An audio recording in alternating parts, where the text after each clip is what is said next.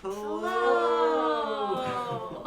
I'm Leah. I'm Samir. And I'm Devin. And we're from Assemble.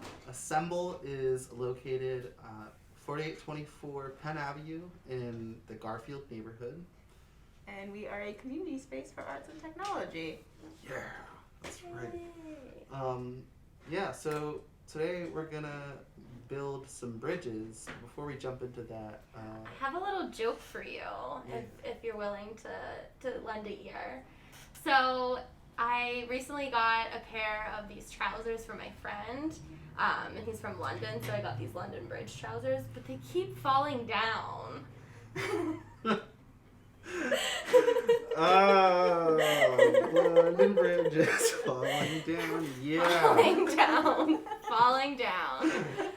All right, now that we've got all of our puns out of the way, we can start to build.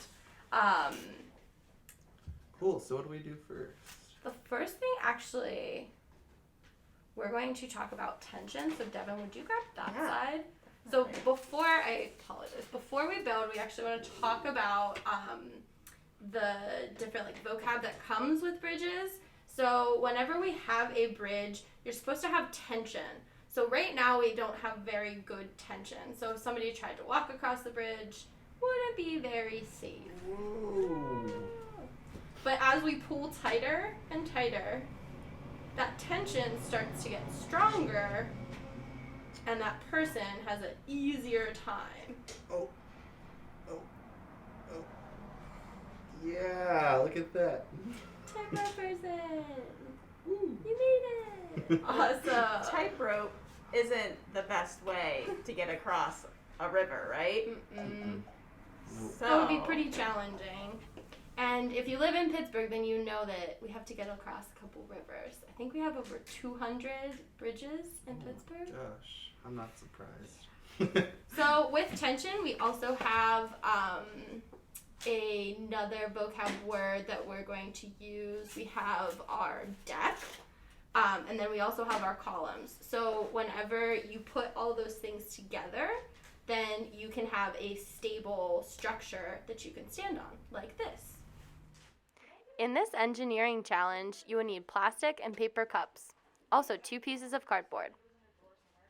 First, you're going to stack your cups in an order. Then place your cardboard on top. Next, stack your second row of cups on top. The more cups that you use, the more sturdy and stable your structure will be. Finally, put the cardboard piece on top and test it out. The tension from the cups should support my weight.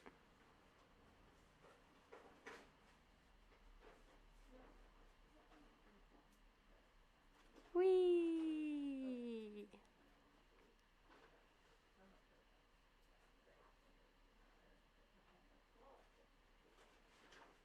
Sometimes when the tension is already pushed to its limit,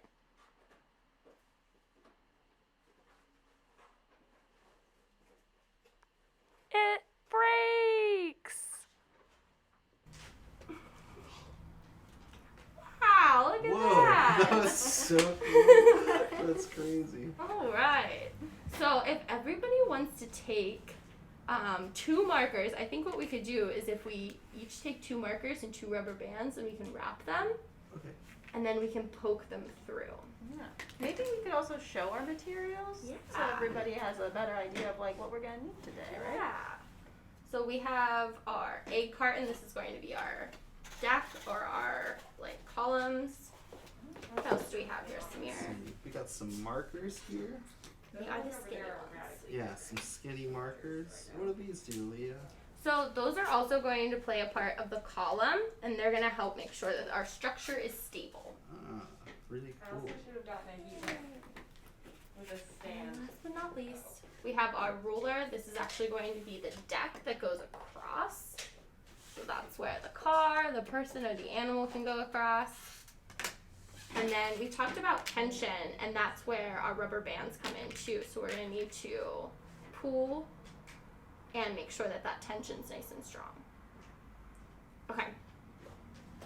last thing, a sharp pencil so that you can poke holes into your egg carton. And that'll be important for actually putting your markers on. Yeah. So I guess we're gonna go ahead and just put all of our holes into the carton first. Yeah, and if you guys want to grab markers and start to wrap those.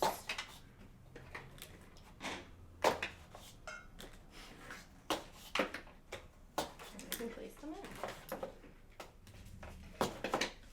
So you can see all the holes in there. Yay.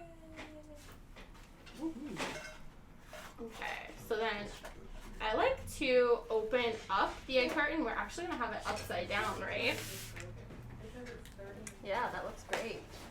So then if we have rubber bands, we have 2 rubber bands, so one's going to go on the bottom, so towards the bottom of the markers. Yeah. And then we can place.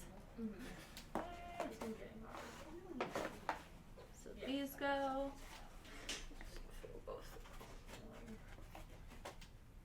Why don't we put the markers in first?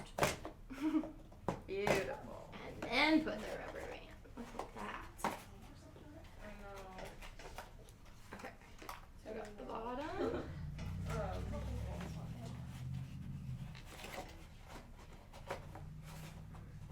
And then you put one on the top. If you feel like it's too loose or it doesn't have tension, then you can wrap it again. Okay. You can put yours in there. I can help you if you need. Yeah. Okay.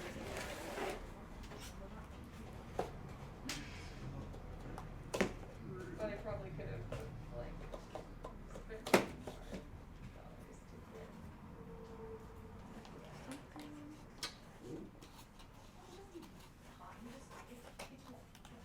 yeah. I just Kind of easier to have the same size rubber bands, but if you have different ones, you can but just wrap I them. guess not the end of the world. If you guys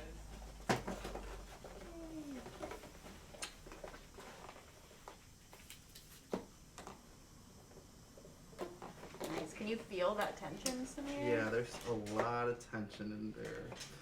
It's kind of scary. Only 2 columns in. Nice.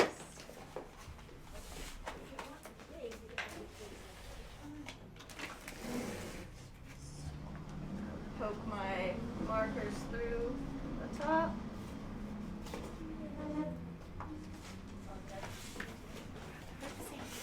We need more markers. Oh, yeah. That's kind of what it's looking like inside right now.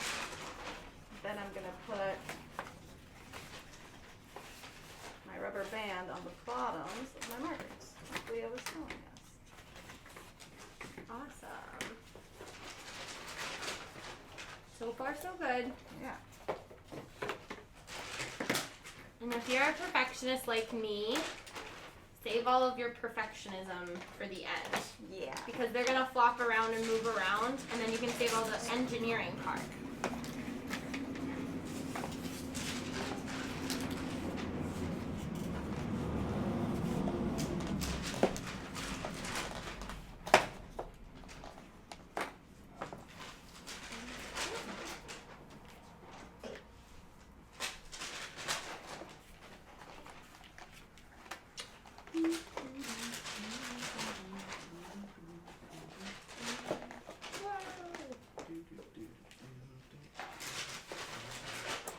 Do you guys have a favorite bridge? Oh, that's a good question. I've seen the San Francisco Bridge. That's a really beautiful bridge. But I also really like the Andy Warhol Bridge. That's one of my favorite bridges to walk across. Yeah. Yeah, I really enjoy the yellow bridges that we have. They're really beautiful. I have a soft spot for some New York City bridges because I lived there for a while. The Brooklyn Bridge is always beautiful to walk Bridge is across. beautiful. That is great.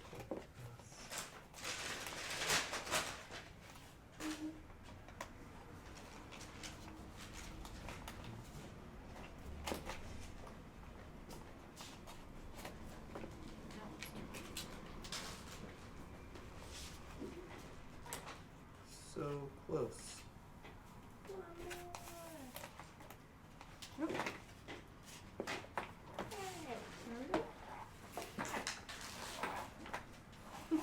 Looks really funny. Yeah, it does.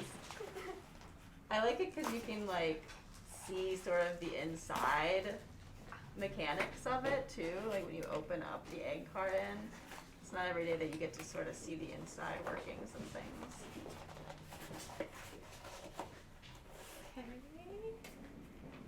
Last one.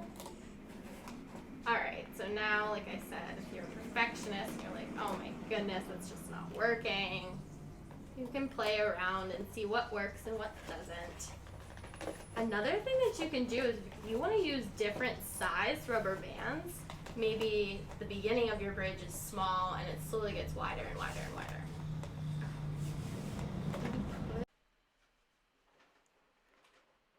Place your ruler on your bridge to create a deck.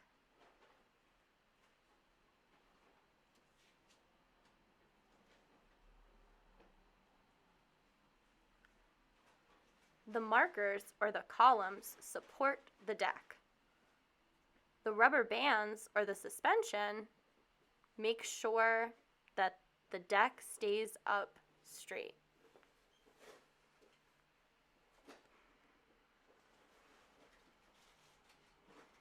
You can even play with some of your toys on your bridge, like these animals, or even matchbox cars.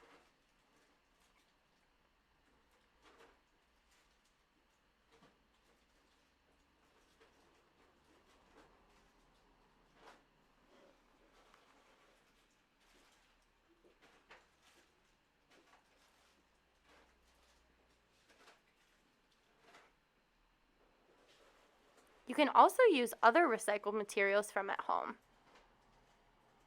Like we're using our bottle cap for a car.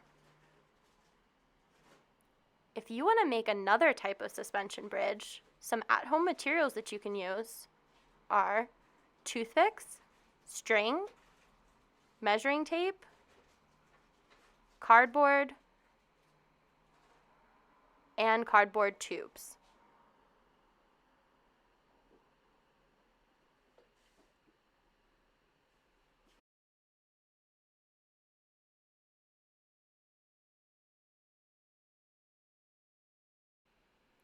Here are some other bridges you can get inspiration from. Alright guys, we're going to make another type of suspension bridge. This one's a little bit more challenging, a little bit more difficult, but I know you can do it. Alright, for this suspension bridge, we will need 4 cardboard tubes. I like the cardboard tubes to just make sure that they're all about the same size. And these are going to be represented as our columns for our bridge. We have our cardboard piece, which is going to be like the roadway, or you will hear me call it a deck.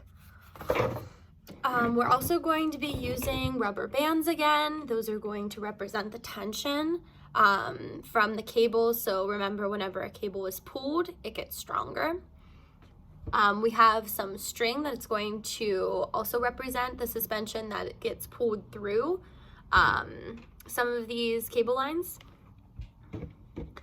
We have our hole puncher to hole punch in the sides to make sure that these anchors go in. That was the word I was looking for. So the anchors are going to hold down the cable piece, which is the string. We also have a pair of scissors to cut the cardboard pieces. And last but not least, we have a hot glue gun. Please make sure that you feel safe using your hot glue gun, or have an adult help you out. All right, so let's get started. So you want to make a spot for each of these columns. What you want to do to have a suspension bridge is you want your paper towel roll to be a little bit taller than your actual bridge. You want the top of your column to have space for holding onto the cables. So what we're going to do is we're just going to cut off the edges. Remember, these are cylinders. So cylinder is more of a circle shape. So I'm going to cut sort of a circle shape out just on the side, my cardboard pieces, and you're going to do that all 4 corners. If you want to draw them, if you want to measure them, if you want to be a perfectionist, go for it. But we have all 4 corners cut off, and what we're going to do now is we're going to glue our cardboard tubes to our piece of cardboard. Alright, so in order to do that, I normally like to go along the edge here, push down to get some glue out. You can spread the glue around, but I like to put the glue on the edge of that, so whenever this gets held up against it, you can see where the glue is actually sitting. So if this accidentally falls, if something happens, then you know where to put this. So what I like to do is I just like to hold this for a few seconds here. Say about 30 seconds. And then once you feel like the glue, you can kind of start seeing it stick or pool maybe in the spots that aren't sticking, you can grab the column that you're gonna put diagonally. Just be careful because you don't want that column to go awry. So you're gonna grab the opposite column and do whatever is diagonal from it. So I'm gonna do this one. Same thing, putting my hot glue down on my piece of cardboard, moving my hot glue gun so I don't get burnt. And then what I like to do with this, because now we have 2 different sides, is I like to push. You can see my deck is a little bit floppy right now because we don't have our 2 diagonal sides. So we want that roadway to be nice and stable so it can hold vehicles, people, bikes. All right. So just making sure that that glue sticks and stays in the spot that it should be. You're going to do the last 2 sides. Same process. So you have your glue, and my glue's kind of starting to drip. So I'm gonna grab it with my cardboard tube. And something that I like about some like thinner cardboard tubes is that you can kind of morph the shape of the cardboard tube to the shape that you kind of cut out your corner with. All right, so left side. You can also do this with toilet paper rolls. It would just be a smaller bridge. So maybe you wouldn't have as much room. Okay, so I'm gonna push that. This side and this side go together. If you want to have a, friend push on this side while you push on this side, just to make sure that it's nice and stable. All right, so my glue is starting to dry. While that is drying, I just want to kind of make sure that it's still and in the areas.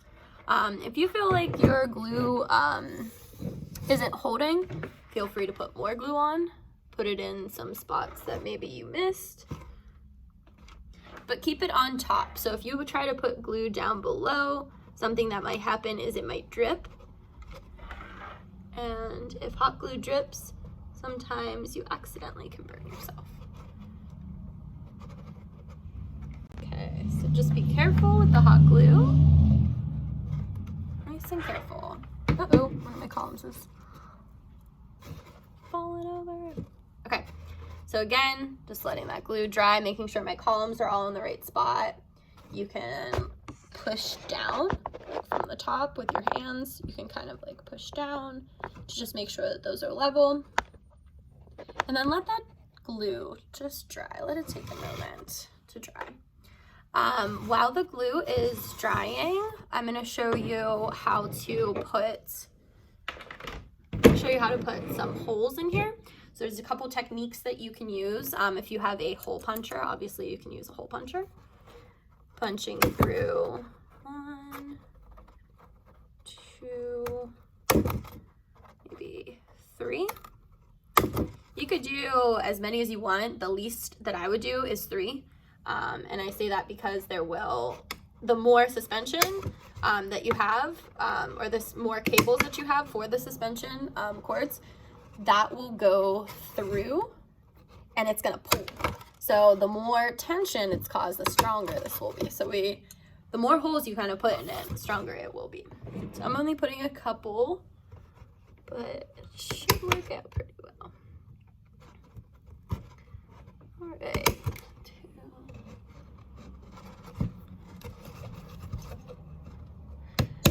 Oh yeah, and what I'm doing right now is just punching in some holes for our columns.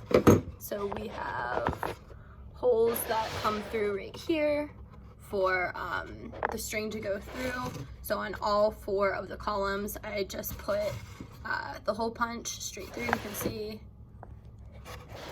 Okay. So we have 3 holes over here for the anchorages or the rubber bands. I'm just going to duplicate that on the other side. So if you want to get really technical, or if you want to make sure that this just measures up correctly, you can use a ruler to come across. I'm just going to kind of eyeball it, make sure right around the same sides. Another helpful tip is just make sure that your hole punch is not hanging off of the side. Make sure that you put your hole puncher in as far as possible. Now, if you don't have a hole puncher, you can always use a pencil. So let me just grab, sorry about that. Let me just grab my pencil. So if you don't have a hole punch, like I said, you can use a pencil. What you're gonna do is you're going to push. Make sure that your fingers aren't below where you're gonna push, or else you're gonna poke yourself.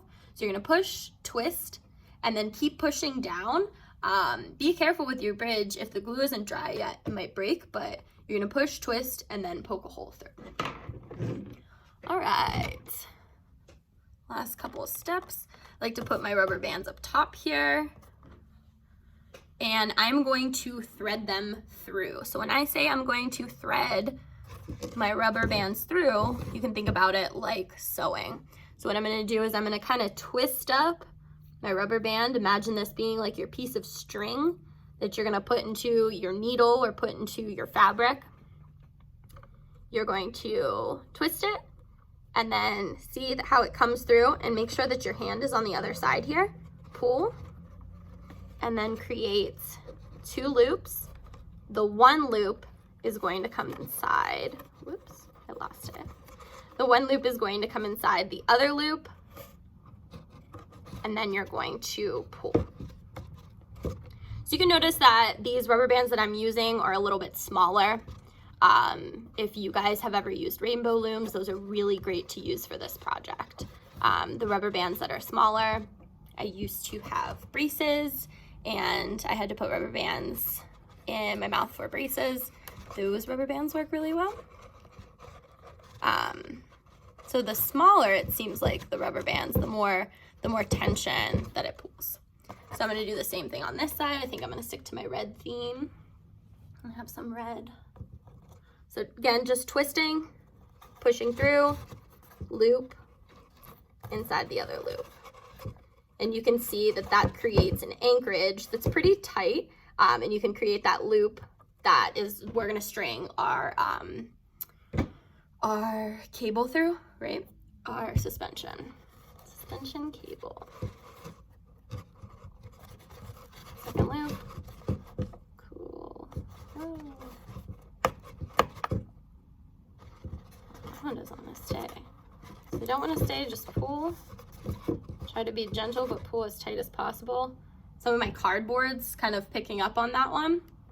So looks like it's falling, but what I'm gonna do here is hurry up and finish that. Pull it up, and I'm just gonna make sure my string goes through there before it falls off. With string, what I like to do is have the first piece be about as long as my arms, so my wingspan. So I pull it across, I pull my arms as far as I can, and I know that that's probably enough string. Might be a little bit more. First thing I'm gonna do is I'm actually going to thread it through the column up top here. So placing my yarn or string or whatever you have inside, pulling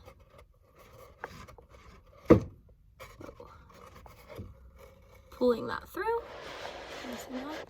And then coming down and placing the string through the rubber bands. So you can see I'm kind of like threading this through a little bit at a time. Make sure while you're threading it, same thing as sewing, that you're not pulling your end piece. Oops, sorry. And then last one, and then we'll go up on the column here. See how that string is starting to pull? It's creating the tension. That is going to help our bridge stand very strong. Okay, so just pulling that. You might have to play around with your rubber bands a little bit here too. There we go. Nice. So you see if you pull too much, whoa, it's way too much tension. My hole puncher was underneath it. Okay, so same thing on the other side. I am going to grab a piece of string, make it as long as my arm again.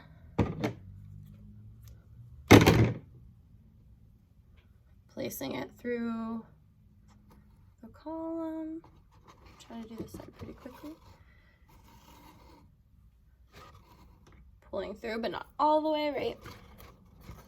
Make sure you still have your suspensions coming off the edge of your column. This piece might be a little too short. I'll try it. Okay, going through all of our anchors with our rubber bands. And then very last thing to string. Okay, so that side and that side. So what you have now is you have your bridge. You can start to decorate, maybe put like, what if you had water underneath? There used to be bridges for cattle or cows to go under, and then the cars can be on top, so the vehicles and the cows could be safe. So think about how you want to decorate your bridge. The final step that you want to do is pull on your suspension cables here. You're going to pull those through, and then you can hold it down with your fingers, or you can also place a piece of tape. Now, remember what I said about pulling the yarn. You want to make sure you're not pulling it so much that the columns are moving. So play around with your yarn, play around with your rubber bands, hold that together, and just kind of see how things work. So you can just kind of take a little look.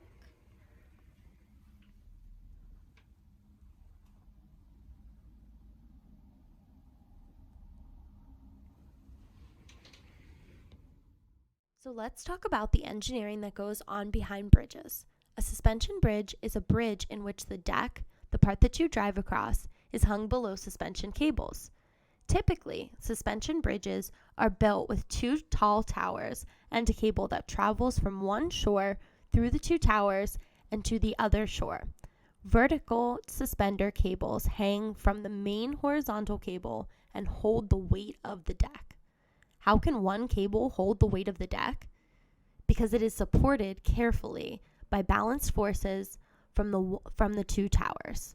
The force pulling inwards on the towers is equal to the force pulling outwards on the towers towards the land. Because the forces are balanced, the weight pulls straight down into the towers and onto the ground. Each cable is made up of thousands of individual steel wires that are bound together. Steel's tensile strength improves as it is stretched into wires. So these flexible cables are stronger than a solid piece of steel of the same size. Now that we've looked at bridges from around the world, let's look at some a little closer to home. Pittsburgh is known as the city of bridges because it has 446 bridges that allow communities to connect. And if you go downtown to North Side, you'll see a series of 3 identical yellow bridges. The 6th Street, 7th Street, and 9th Street Bridge are better known as the Roberto Clemente Bridge, the Andy Warhol Bridge, and the Rachel Carson Bridge. The bridges were named after famous Pittsburghers. The Roberto Clemente Bridge leads to the baseball field, PNC Park, where a large statue of him stands proudly. The Andy Warhol Bridge is the only bridge named after a visual artist, and it leads to the infamous Warhol Museum. The Rachel Carson Bridge was named after the renowned environmentalist who grew up in a farmhouse not far from here in Springdale, about 18 miles down the highway. As Rachel grew up, she studied marine biology and became an author. One of her best-selling books is Silent Spring. This writing was credited with advancing global environmental movements. She was among the first to help save the earth by reversing national pesticide policies. Thanks so much for joining us this week for Saturday Crafternoon. We would love to see what you've created. To do so, please share by posting on our Facebook page, tagging us on Instagram at AssemblePGH, or email me at my email, leah@assemblepgh.org. And if you enjoyed this video and want to hear from us again, be sure to hit that subscribe button before you go.